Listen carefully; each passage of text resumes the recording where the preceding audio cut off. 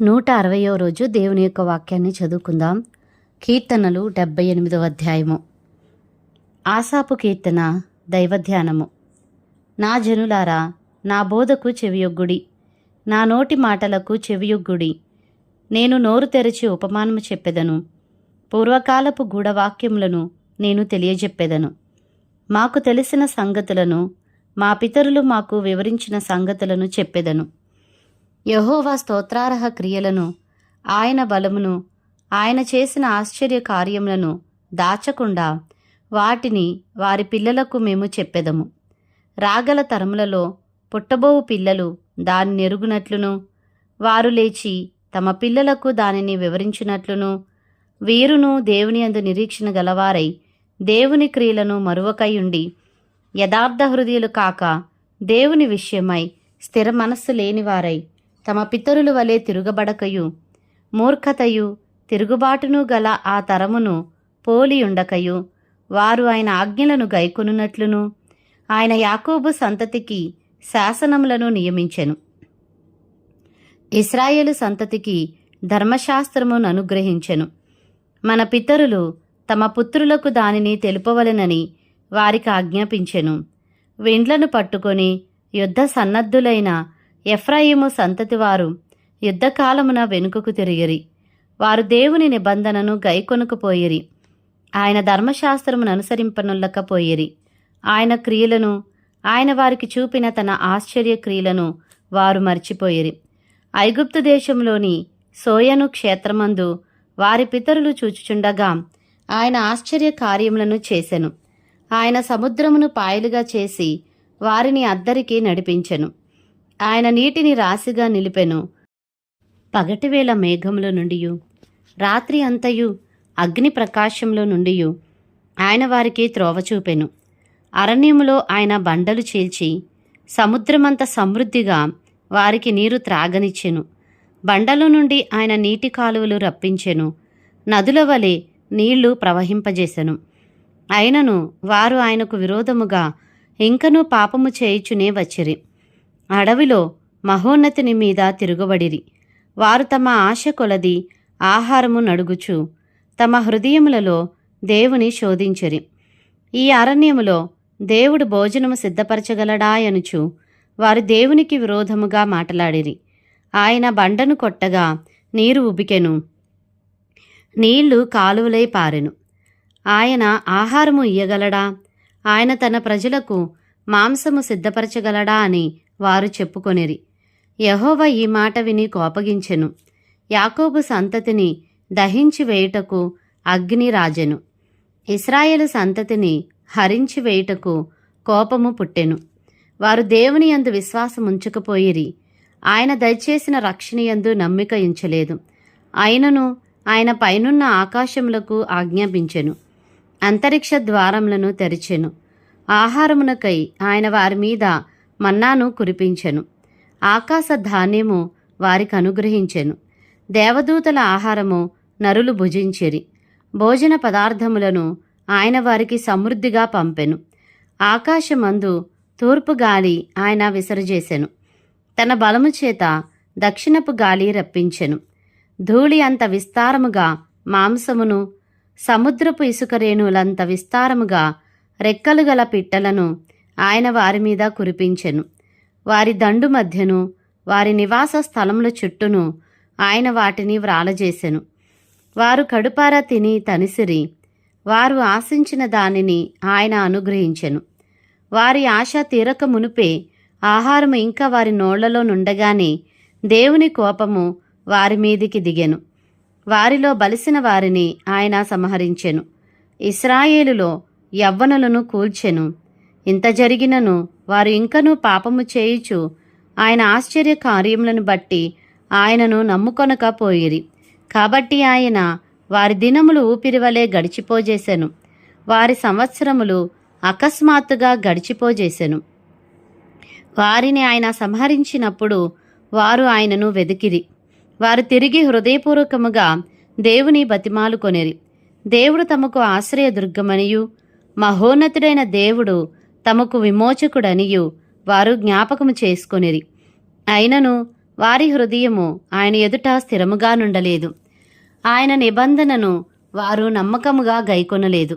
నోటి మాటతో వారు ఆయనను ముఖస్తుతి చేసిరి, తమ నాలుకలతో ఆయన యొద్ద బొంకిరి. అయితే ఆయన వాత్సల్య సంపూర్ణుడై వారిని నశింపజేయక వారి దోషము పరిహరించువాడు.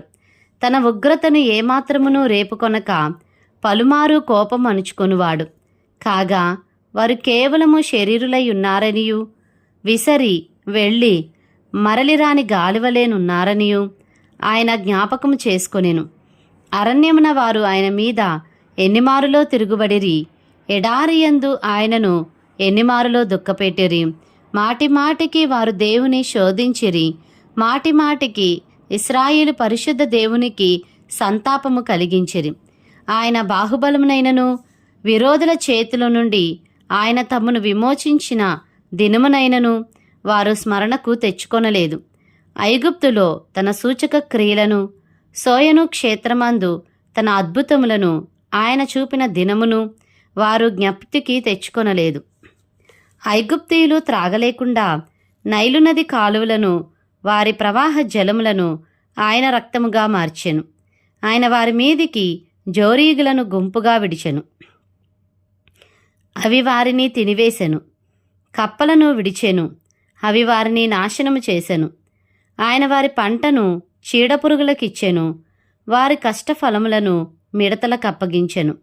వడగండ్ల చేత వారి ద్రాక్ష తీగెలను, హిమము చేత వారి మేడి చెట్లను ఆయన పాడు చేసెను.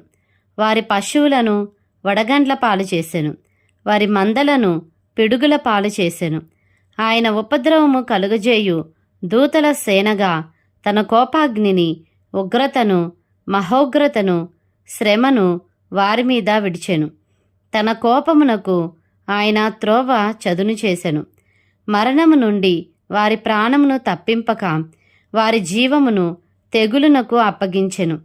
ఐగుప్తులోని జ్యేష్ఠులనందరినీ, హాము గుడారములలోనున్న ఫలప్రారంభమైన ప్రథమ సంతానమును ఆయన సంహరించెను. అయితే గొర్రెల వలె ఆయన తన ప్రజలను తోడుకొనిపోయెను. ఒకడు మందను నడిపించునట్లు అరణ్యములో ఆయన వారిని నడిపించెను.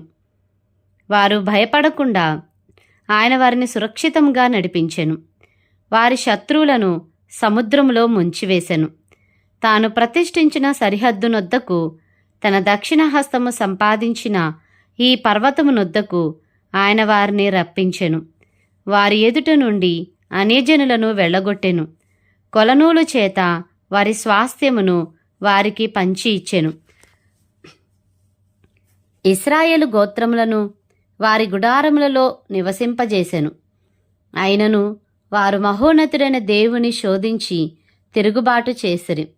ఆయన శాసనములను అనుసరింపకపోయిరి. తమ పితరుల వలె వారు వెనుకకు తిరిగి ద్రోహులైరి. జౌకిచ్చు విల్లు పనికిరాకపోయినట్లు వారు తొలగిపోయిరి. వారు ఉన్నత స్థలములను కట్టి ఆయనకు కోపము పుట్టించిరి. విగ్రహములను పెట్టుకొని ఆయనకు రోషము కలుగజేసిరి. దేవుడు దీన్ని చూచి ఆగ్రహించి ఇశ్రాయేలునందు బహుగా అసహించుకొనెను. షిలోహు మందిరమును, తాను మనుషులలో సంస్థాపన చేసిన గుడారమును ఆయన విడిచిపెట్టెను. ఆయన తన బలమును, చెరకును, తన భూషణమైన దానిని విరోధుల చేతికిని అప్పగించెను. తన ప్రజలను ఖడ్గమునకు అప్పగించెను. ఆయన తన స్వాస్థ్యము మీద ఆగ్రహించెను. అగ్ని వారి యవ్వనస్తులను భక్షించెను. వారి కన్యకలకు పెండ్లిపాటలు లేకపోయెను. వారి యాజకులు కత్తిపాలు కాగా వారి విధవరాండ్రు రోదనము చేయకుండిరి. అప్పుడు నిద్ర నుండి మేల్కొను ఒకనివలెను, మధ్యవసుడై ఆర్భటించు పరాక్రమశాలివలెను ప్రభువు మేల్కొనెను. ఆయన తన విరోధులను వెనుకకు తరిమికొట్టెను. నిత్యమైన నింద వారికి కలుగజేసెను. పిమ్మట ఆయన యోసేపు గుడారమును అసహించుకొనెను. ఎఫ్రాయిము గోత్రమును కోరుకొనలేదు. యూదా గోత్రమును, తాను ప్రేమించిన సియోను పర్వతమును ఆయన కోరుకొనెను. తాను అంతరిక్షమును కట్టినట్లు, తాను భూమిని నిత్యముగా స్థాపించినట్లు ఆయన తన పరిశుద్ధ మందిరమును కట్టించెను. తన దాసుడైన దావీదును కోరుకొని గొర్రెల దొడ్లలో నుండి అతని పిలిపించెను. పాడి గొర్రెలను వెంబడించుట మాన్పించి తన ప్రజలైన యాకోబును, తన స్వాస్థ్యమైన ఇశ్రాయేలును మేపుటకై ఆయన అతనిని రప్పించెను. అతడు యథార్థ హృదయుడై వారిని పాలించెను. కార్యముల యందు నేర్పరి అయి వారిని నడిపించెను. కీర్తనలు 79వ అధ్యాయము. ఆసాపు కీర్తన. దేవా, అన్యజనులు నీ స్వాస్థ్యములోనికి చొరబడి ఉన్నారు. వారు నీ పరిశుద్ధాలయమును అపవిత్రపరిచియున్నారు. యెరూషలేమును పాడుదిబ్బలుగా చేసియున్నారు. వారు నీ సేవకుల కళేబరములను ఆకాశ పక్షులకు ఎరగాను, నీ భక్తుల శవములను భూజంతువులకు ఆహారముగాను పారవేసియున్నారు. ఒకడు నీళ్లు పోసినట్లు యెరూషలేము చుట్టూ వారి రక్తము పారబోసియున్నారు. వారిని పాతిపెట్టు వారెవరునూ లేరు. మా పొరుగువారికి మేము అసహ్యులమైతిమి. మా చుట్టూనున్న వారు మమ్మను అపహసించి ఎగతాళి చేసెదరు. యెహోవా, ఎంతవరకు కోపపడుదువు? ఎల్లప్పుడూ కోపపడుదువా? నీ రోషము అగ్నివలే ఎల్లప్పుడూ మండునా? నిన్నెరుగని అన్యజనుల మీదను, నీ నామమును బట్టి ప్రార్థన చేయని రాజ్యముల మీదను నీ ఉగ్రతను కుమ్మరించుము. వారి యాకోబు సంతతిని మృంగివేసియున్నారు. వారి నివాసమును పాడు చేసియున్నారు. మేము బహుగా కృంగియున్నాము. మా పూర్వుల దోషములు జ్ఞాపకము చేసుకొని నీవు మా మీద కోపముగా నుండకుము. నీ వాత్సల్యము త్వరగా మమ్మను ఎదుర్కొననిమ్ము. మా రక్షణకర్తవగు దేవా, నీ నామ ప్రభావమును బట్టి మాకు సహాయము చేయుము. నీ నామమును బట్టి మా పాపములను పరిహరించి మమ్మును రక్షింపుము. వారి దేవుడెక్కడనున్నాడని అన్యజనులు పలుకనేలా మేము చూచుచుండగా ఓర్చబడిన నీ సేవకుల రక్తమును గూర్చిన ప్రతిదండన జరిగినట్లు అన్యజనులకు తెలియబడనిమ్ము. చెరలనున్న వారి నిట్టూర్పు నీ సన్నిధికి రానిమ్ము. నీ బాహుబలాతిశయమును చూపుము. చావునకు విధింపబడిన వారిని కాపాడుము. ప్రభువా, మా పొరుగువారు నిన్ను నిందించిన నిందకు ప్రతిగా వారి ఎదలోనికి ఏడంతలు నిందను కలుగజేయుము.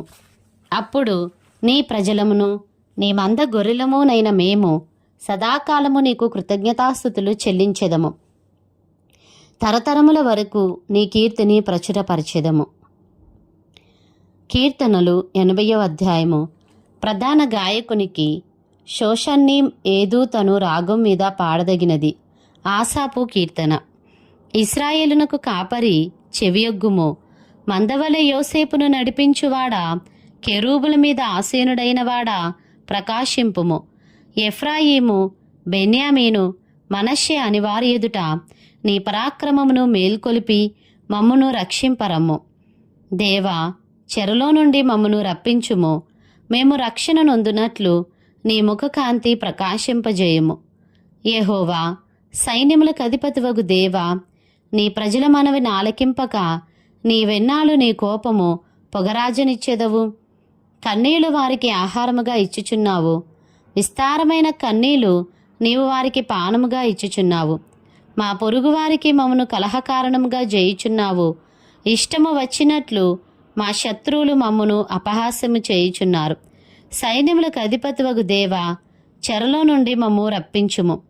మేము రక్షణ నొందునట్లు నీ ముఖకాంతి ప్రకాశింపజేయుము. నీవు ఐగుప్తుల నుండి ఒక ద్రాక్షవల్లిని తెచ్చితివి. అన్యజనులను వెళ్ళగొట్టి దాని నాటితివి. దానికి తగిన స్థలము సిద్ధపరిచితివి. దాని వేరు లోతుగా పారి అది దేశమంతటా వ్యాపించెను. దాని నీడ కొండలను కప్పెను. దాని తీగెలు దేవుని దేవదారు వృక్షములను ఆవరించెను. దాని తీగెలు సముద్రము వరకు వ్యాపించెను. యూఫ్రటీసు నది వరకు దాని రెమ్మలు వ్యాపించెను.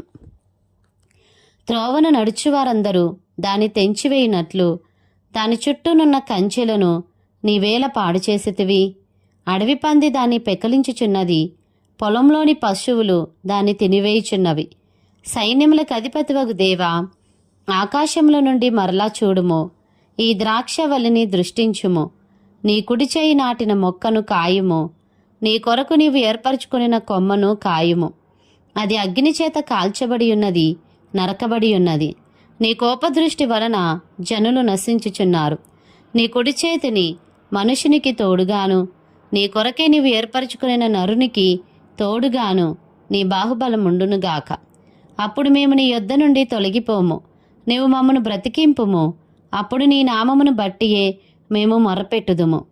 యెహోవా, సైన్యములకు అధిపతివగు దేవా, చెరలో నుండి మమ్ము రప్పించుము. మేము రక్షణ నొందునట్లు నీ ముఖకాంతి ప్రకాశింపజేయుము. కీర్తనలు 81వ అధ్యాయము. ప్రధాన గాయకునికి గిత్తి తను రాగం మీద పాడదగినది. ఆసాపు కీర్తన. మనకు బలమయ్యున్న దేవునికి ఆనందగానము చేయుడి. యాకోబు దేవుని బట్టి ఉత్సాహధ్వని చేయుడి. కీర్తన ఎత్తుడి, గిలక తప్పెట పట్టుకొనుడి. స్వరమండలమును మనోహరమైన సితారాను వాయించుడి. అమావాస్య నాడు కొమ్ము ఊదుడి. మనము పండుగ ఆచరించు దినమగు పున్నమనాడు కొమ్ము ఊదుడి. అది ఇశ్రాయేలీలకు కట్టడ, యాకోబు దేవుడు నిర్ణయించిన చట్టము. ఆయన ఐగుప్తు దేశ సంచారము చేసినప్పుడు యోసేపు సంతతికి సాక్ష్యముగా దానిని నియమించెను. అక్కడ నేనెరుగని భాష వింటిని. వారి భుజము నుండి నేను బరువును దింపగా వారి చేతులు మోతగంపల నెత్తకుండా విడుదల పొందెను. ఆపత్కాలమునందు నీవు మొరపెట్టగా నేను నిన్ను విడిపించితిని. ఉరుముదాగు చోటులో నుండి నీకు ఉత్తరమిచ్చితిని. మెరీబా జలముల యొద్ద నిన్ను శోధించితిని. నా ప్రజలారా, ఆలకింపుడి, నేను మీకు సంగతి తెలియజేతును. అయ్యో ఇశ్రాయేలు, నీవు మా మాట వినిన ఎడల ఎంత మేలు. అనిల దేవతలలో ఒకటీనూ నీలో ఉండకూడదు. అనిల దేవతలలో ఒకదానికి నీవు పూజ చేయకూడదు. ఐగుప్తీల దేశంలో నుండి నిన్ను రప్పించిన నీ దేవుడనగు యెహోవాను నేనే. నీ నోరు బాగుగా తెరువుము, నేను దాని నింపెదను. అయినను నా ప్రజలు నా మాట ఆలకింపకపోయిరి. ఇశ్రాయేలీలు నా మాట వినకపోయిరి. కాబట్టి వారు తమ స్వకీయ ఆలోచనలను బట్టి నడుచుకొనున్నట్లు వారి హృదయ కాఠిన్యమునకు నేను వారిని అప్పగించితిని. అయ్యో, నా ప్రజలు నా మాట వినిన ఎడల, ఇశ్రాయేలు నా మార్గములను అనుసరించిన ఎడల ఎంత మేలు. అప్పుడు నేను వేగిరమే వారి శత్రువులను అనగద్రొక్కుదును, వారి విరోధులను కొట్టుదును. యెహోవాను ద్వేషించువారు వారికి లొంగుదురు. వారి కాలము శాశ్వతముగా నుండును. అతి శ్రేష్టమైన గోధుమలను అనుగ్రహించి నేను వారిని పోషించుదును. కొండతేనెతో నిన్ను తృప్తిపరచుదును. కీర్తనలు 82వ అధ్యాయము. దేవుని సమాజములో దేవుడు నిలిచియున్నాడు. దైవముల మధ్యను ఆయన తీర్పు తీర్చుచున్నాడు. ఎంతకాలము మీరు అన్యాయంగా తీర్పు తీర్చుదురు? ఎంతకాలము భక్తిహీనుల ఎడల పక్షపాతము చూపుదురు? పేదలకును తల్లిదండ్రులు లేని వారికిని న్యాయము తీర్చుడి. శ్రమగల వారికిని దీనులకును న్యాయము తీర్చుడి. దరిద్రులను నిరుపేదలను విడిపించుడి. భక్తిహీనుల చేతిలో నుండి వారిని తప్పించుడి. జనులకు తెలివి లేదు, వారు గ్రహింపరు. వారు అంధకారములో ఇటు అటు తిరుగులాడుదురు. దేశమునకున్న ఆధారములన్నయు కదులుచున్నవి. మీరు దైవములనియు మీరందరూ సర్వోన్నతిని కుమారులనియు నేనే సెలవిచ్చియున్నాను. అయినను ఇతర మనుష్యులు చనిపోవునట్లు మీరును చనిపోవుదురు.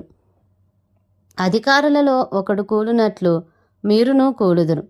దేవా, లెమ్ము, భూమికి తీర్పు తీర్చుము. అన్యజనులందరూ నీకే స్వాస్థ్యముగా ఉందురు.